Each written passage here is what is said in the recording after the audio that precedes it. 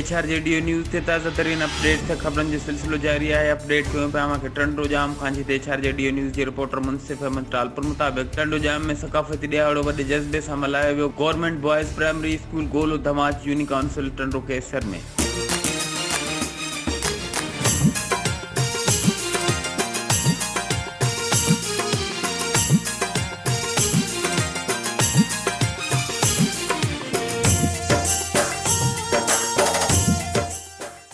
HRJDO news ते ताज़ा तरीन अपडेट से खबरन जो सिलसिलो जारी है। अपडेट क्यों पे के टंडो जाम खांची ते HRJDO न्यूज़ के रिपोर्टर मुनसिफ अहमद टालपुर मुताबिक गवर्नमेंट बॉयज़ प्राइमरी स्कूल गोलो धमाच यूनियन काउंसिल टंडो के सर में सकाफती दिहाड़ो वडी धाम-धूम से मल्हायो वियो। समूरी सिंध जी आहे नंढड़े स्कूल जे अमले ॿारनि सिंधी टोपी अजरक पाए हिकु मिसाली सकाफती ॾींहुं मल्हायो जॾहिं त इन स्कूल में हिकु उस्ताद ऐं नॉन टीचिंग अमलो आहे। अहिड़े अमले जी महिनतनि ते ॿारनि में शऊरी सुजागी पैदा थींदी आहे। ॻोठनि में ॿारनि हिन ॾींहं खे ईद जे ॾींहुं वांगुरु मल्हायो, जंहिंमें हेड मास्टर बरकत अली ख़ासि किली जी तरफ़ां, जंहिंमें महिमान ख़ुसूसी Hussain Shah Rizvi, monitor officer Daniyal Qureshi, chairman SMC member Mohammad आचर धमाच, head master government boys primary school सोनो कहरी ऐं साईं अहमद निज़ामाणी पंहिंजे स्कूल जे शागिर्द सां गॾु सकाफती दिहाड़ो मल्हायो।